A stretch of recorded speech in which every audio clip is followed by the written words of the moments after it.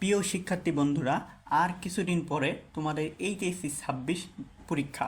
HSC 26 আজকে আমি তোমাদের বাংলা প্রথম পত্রের সাজেশন নিয়ে হাজির হলাম। তোমাদের ইন্টার পরীক্ষায় যে 2 বছর টাইম পাও, 2 বছর পড়াশোনা করে যে ফাইনাল পরীক্ষাটা বোর্ড পরীক্ষা, এটাই সেই পরীক্ষা। এখন পরীক্ষার যেহেতু আর অল্প কিছুদিন টাইম আছে, এই অল্প কিছু দিনের মধ্যে তোমাদের পুরো বইটা ভালো করে, যাদের একবারে পড়া হয়নি, একবারে পড়া সম্ভব না, যারা সারা বছর কিছুই পড়নি, তারা কী করে পাশ করবে, তারা কী করে A+ পাবা। আজকে আমি যারা A+ পেয়েছো, একবারে টার্গেট A+, তাদের জন্য ইন্টারের সাজেশন নিয়ে আসলাম বাংলা প্রথম পত্র। আমার এখানে সবচেয়ে গুরুত্বপূর্ণ গদ্য, পদ্য এবং উপন্যাস আর নাটক আছে, এগুলো পড়ে যাবা। এগুলো থেকে ইনশাল্লাহ প্রতিটা বোর্ডে 6টা সৃজনশীল হলেও কমন পাবা। তো চলো কথা না বাড়াই শুরু করি। এখন আসো যাদের সিলেবাস সম্পর্কে ধারণা নাই, সিলেবাস কিন্তু বোর্ড কর্তৃক দেওয়া আছে। বোর্ডের বাহিরে তুমি উল্টাপাল্টা অ্যান্সার করলে কিন্তু তোমার নাম্বার দিবে না। তো আগে আমি একটু সিলেবাসটা নিয়ে আসি। তো প্রথমে প্রশ্নের ধরনটা নিয়ে আলোচনা করো। প্রথমে 11টা সৃজনশীল থাকবে। দেখো 11টা সৃজনশীল থাকবে, এর মধ্যে আপনাদের 60টির অ্যান্সার দেওয়া লাগবে। প্রতিটি প্রশ্নের মার্ক 10 মার্ক করে, তাহলে 7×10 কত হলো? 70 মার্ক। হ্যাঁ, ক বিভাগ থেকে থাকবে 4টা, উত্তর করতে হবে 2টা। খ বিভাগ থেকে থাকবে পদ্য 3টা থাকবে, উত্তর করতে হবে 2টা। গ বিভাগ থেকে উপন্যাস থাকবে 2টা, উত্তর করতে হবে 1টা। আর লাস্টে দেখো ঘ বিভাগ থেকে তোমার নাটক থাকবে 2টা, উত্তর করতে হবে 1টা। তাহলে কত হলো দেখো, তাহলে এখানে 2 2 4 আর একে 5 আর একে 6, এই টোটাল হলো আপনাদের 6টা। হ্যাঁ, এই 6টার মধ্যে থেকে এখন 6টা, কিন্তু কোশ্চিনে উত্তর করতে হবে কয়টা? 7টা। এখন আপনি ক বিভাগ থেকে 2টা করলেন, খ বিভাগ থেকে 2টা করলেন, গ বিভাগ থেকে 1টি করলেন, ঘ বিভাগ থেকে 1টি করলেন। 6টা করার পর আপনার ক থেকে ঘ বিভাগ, এই 4টা বিভাগের মধ্যে যেটা আপনার সহজ লাগবে এইখান থেকে 1টি করে ফেলবেন। মোট 7টা আমরা অ্যান্সার দিয়ে দিলাম, 70 মার্ক। আশা করছি বুঝতে পেরেছেন।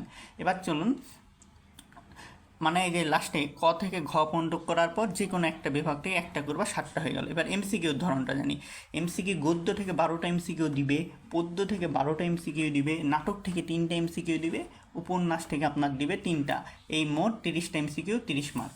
এমসিকিউ খুবই গুরুত্বপূর্ণ, আর এমসিকিউর টাইম কিন্তু একটু কম থাকে। আপনারা যেগুলো আগে পারবেন সেগুলো লিখে ফেলবেন, 25 মিনিটের মধ্যে লিখে ফেলার পর 5 মিনিট যেগুলো পারবেন না তারপরে চেষ্টা করবেন। তো চলো এখন আমরা মূল সাজেশনে চলে যাচ্ছি। ডিলিজেন্ট স্কুল আপনাদেরকে মূল সাজেশন নিয়ে এসছে, ইন্টারে বাংলা প্রথম পত্রের সাজেশন। আর আমার এই ডিলিজেন্ট স্কুলে কিন্তু প্রতিটা বিষয়েই ইন্টার পরীক্ষার সমস্ত সাজেশন মাসে আপনারা দেখে আসতে পারেন। তো দেখো গদ্য থাকবে 4টা, 2টা এটা।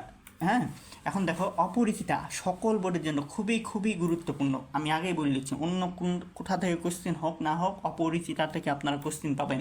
এটা সুপারস্টার, এটা সবচেয়ে গুরুত্বপূর্ণ, এটা খুব ভালো করে পড়বেন। এরপরে আসেন বিলাসীতে Dhaka board, Chittagong board, Barishal board এবং দিনাজপুর বোর্ড, যেগুলো প্রিভিয়াস কোশ্চেনগুলো এসেছে না, এই বোর্ড কোশ্চেনগুলো অর্থাৎ সৃজনশীলগুলো আপনারা পড়ে যাবেন, ভালো করে দেখবেন, ইনশাল্লাহ কমন পাবেন। এরপর অধ্যয়নজ্ঞানী 3টা স্টার দেওয়া আছে, যৌবনের গান, তারপরে জীবন ও বৃক্ষ সকল বোর্ড, এটাও সবচেয়ে গুরুত্বপূর্ণ। জীবন ও বৃক্ষ সকল বোর্ড, এটাও সবচেয়ে গুরুত্বপূর্ণ, এটাও ভালো করে পড়বেন।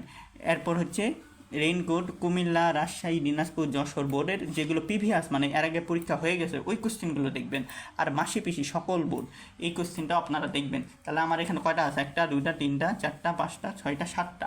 আপনারা এই 7টা ভালো করে, আমি যেগুলো উল্লেখ করে দিয়েছি, board Dhaka board, Chittagong board, Barishal board, Dinajpur board, এলা কিন্তু সকল বোর্ডের জন্যই সাজেশন। কিন্তু এই বোর্ডগুলাই দেখুন, ঢাকা, দিনাজপুর, চট্টগ্রাম, আপনারা মনে করেন না এগুলো শুধু ঢাকাদের জন্য সাজেশন না, এই বোর্ডগুলো আপনারা একটু দেখে যাবেন। প্রিভিয়াস কোশ্চেন মানে যেগুলো পরীক্ষা হয়ে গেছে, ওই কোশ্চেনগুলো আপনারা একটু চোখ বুলাই যাবেন। হ্যাঁ, নাহলে খুবই সহজ হবে।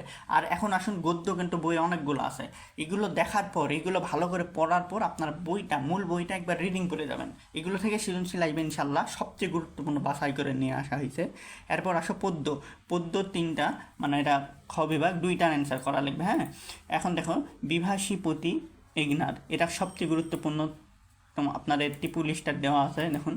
তারপরে দেখুন সোনার তরী আছে, ফেব্রুয়ারি 1969 আছে, প্রতিদান আছে, বিদ্রোহী আছে, তারপরে 18 মাসে বছর আছে। ঠিক আছে, এগুলো সবচেয়ে গুরুত্বপূর্ণ, এগুলো আপনারা গুরুত্ব সহকারে পড়বেন। আমি এখানে মোট কয়টা 3টা 4টা 5টা 6টা পদ্য নিয়ে এনেছি। এই 6টা পদ্যর আপনারা আপনাদের বই বা গাইড বা যেখান থেকে পড়ে থাকুন না, ওগুলো সৃজনশীল মানে প্রিভিয়াস কোশ্চিনগুলো আপনারা একটু চোখ বুলাই যাবেন, ভালো করে দেখে যাবেন। এগুলো পড়ার পর আপনারা মূল বইয়ে ঢুকবেন, কারণ এগুলো থেকে সকল বোর্ডে, আমি কিন্তু আগেই বলে দিচ্ছি, এই কয়টা থেকে সকল বোর্ডে আপনারা কিন্তু কোশ্চিন একটু হলেও কমন পাবেন। তো সেইভাবে গুরুত্ব সহকারে পড়বেন, ঠিক আছে। এবার আমরা চলে যাব পরবর্তীটাই। এখন চলুন আমরা চলে যাই। আশা করি গদ্য পদ্য বুঝতে পেরেছেন। এবার দেখুন উপন্যাস লালুসা 2টা, এখান থেকে একটা আইবেই, মজিদ, খালেক ব্যাপারী, রাহিমা, জামিলা, আক্কাস, বুঝতে পেরেছ? এইগুলো কিন্তু একটু চরিত্রগুলো ভালো করে আপনারা দেখে যাবেন। এরপর নাটক দেখুন সিরাজউদ্দৌলা 2টা, এখান থেকে একটা অ্যান্সার আপনাদের করাই লিখবে। সিরাজউদ্দৌলা, মির্জাফর, ঘাসেটি বেগম, মোহনলাল ইত্যাদি ইত্যাদি। এইগুলোর চরিত্রগুলো খুবই গুরুত্বপূর্ণ, আমি কিন্তু চরিত্রগুলো উল্লেখ করে দিয়েছি। এই চরিত্রগুলো আপনারা একটু, আমি লাল কালিতে হাইলাইট করে দিলাম, আপনারা একটু ভালো করে দেখে যাবেন পরীক্ষার আগে, ঠিক আছে। এখন উপন্যাস আর নাটকের ক্ষেত্রে আমি একটা সাজেশন দিব। এই উপন্যাস আর নাটক আপনারা বইটা আগে ভালো করে পড়বেন, তারপর এমসিকিউগুলো ভালো করে পড়ে সৃজনশীলে ঢুকবেন। তাহলে আমাদের সাজেশনটা বুঝতে পারলেন, ডিলিজেন্ট স্কুল আপনাদের কীভাবে সাজেশন দিল, গদ্য পদ্য উপন্যাস এগুলোভাবে আপনারা পড়বেন। এরপর আমরা বাংলা সেকেন্ড, তারপর সায়েন্স, আর্টস, কমার্সের যত সাজেশন আছে সবগুলো কিন্তু আমাদের এই ডিলিজেন্ট স্কুলে পেয়ে যাবেন। তো আর কথা না বাড়াই, আজ থেকেই পড়াশোনা শুরু করে দিন। আমি বিশ্বাস করি আপনারা যদি এই সাজেশনটা পড়েন ইনশাল্লাহ পরীক্ষা ভালো হবে। তো এখানে ভিডিওটা শেষ করছি। আর আমাদের সাজেশন এবং নতুন নতুন আপডেট পেতে ডিলিজেন্ট স্কুলকে সাবস্ক্রাইব করবেন। ধন্যবাদ, আল্লাহ হাফেজ।